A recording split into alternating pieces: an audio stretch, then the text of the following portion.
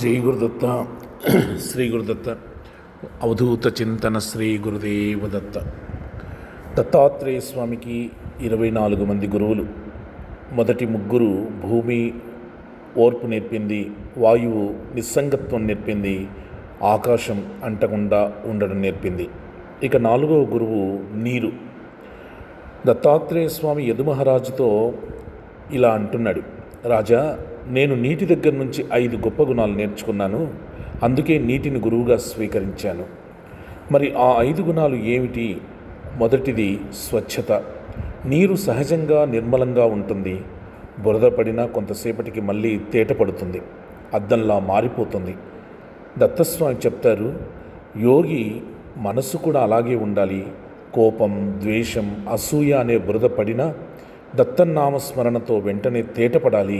మనసు అద్దంలా ఉంటేనే అందులో దేవుడు కనిపిస్తాడు.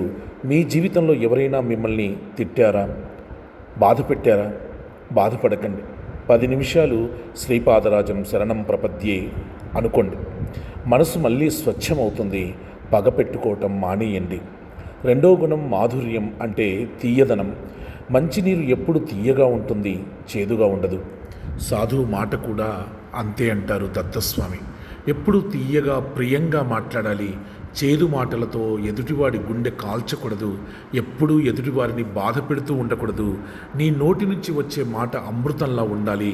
భార్యతో కావచ్చు, పిల్లలతో కావచ్చు, ఆఫీస్లో మీ బాస్తో కావచ్చు, సత్సంగంలో ఉన్న సభ్యులతో కావచ్చు. ఇలా మాట్లాడే ముందు ఒక్కసారి ఆలోచించి మాట్లాడండి. నా మాట తీయగా ఉందా, చేదుగా ఉందా? మాట తీయగా ఉంటే ఇంట్లో గొడవలు 90% తగ్గిపోతాయి. 3వది స్నిగ్ధత, అంటే చల్లదనం, ప్రేమ.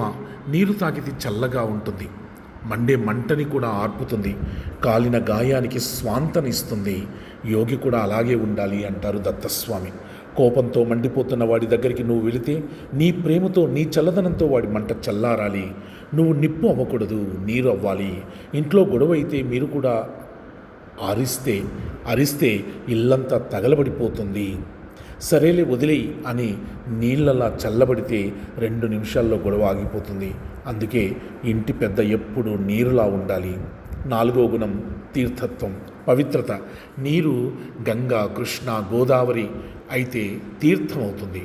మునిగితే పాపాలు పోతాయి, ఇతరులను పవిత్రం చేస్తుంది.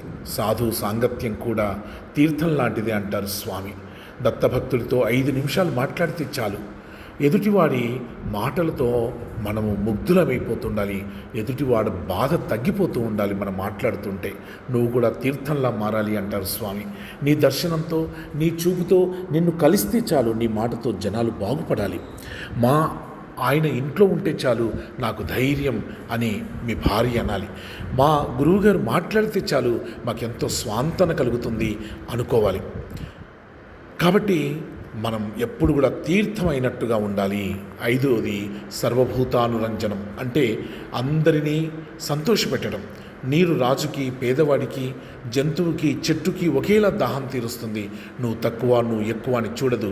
యోగికి పక్షపాతం ఉండకూడదు అంటారు దత్తస్వామి. నిన్ను పొగిడిన వాడిని, తిట్టిన వాడిని, అందరినీ కూడా సమానంగా చూడు, సమానంగా పంచు. వీడు మనోడు, వీడు కాదు, వీడు మనవాడు కాదు, అందరినీ కలుపుకొని పోండి. అప్పుడే మీరు దత్తుడికి శిష్యులు అవుతారు అంటారు స్వామి. కాబట్టి ఇది ఎంతో నీటి గురించి ఎన్నో మంచి విషయాలు మనం తెలుసుకుంటూ ఉన్నాం. నీటికి 3 శక్తులు ఉంటాయి. పిండితో కలిస్తే రొట్టె అవుతుంది, అంటే సర్దుకుపోతుంది. కొండ మీద నుంచి పడితే బండని కూడా కోస్తుంది, అంటే పట్టుదల ఉంది. నిప్పు మీద పడితే ఆవిరయ్యి ఆకాశానికి వెళ్తుంది, అంటే ముక్తి ఉంది. దత్తస్వామి చెప్పేది అదే. మీరు భార్య దగ్గర పిండిలా సర్దుకుపో, లక్ష్యం దగ్గర జలపాతంలా పట్టుదలగా ఉండు. కోపం వస్తే ఆవిరిలా పైకి పో, అంటుకోకు. ఈ నీటి గుణం అర్థమైతే మీకు శత్రువులు ఉండరు. ఎందుకంటే నీటితో ఎవరూ పోట్లాడలేరు. కొట్టిన చెయ్యికే నొప్పి. మీ జీవితం నీటిలా స్వచ్ఛంగా, తీయగా, చల్లగా ఉండాలని దత్తస్వామిని కోరుకుంటున్నాను. అవధూత చింతన శ్రీ గురుదేవదత్త. శ్రీపాదరాజం శరణం ప్రపద్యే. శ్రీపాదరాజం శరణం ప్రపద్యే.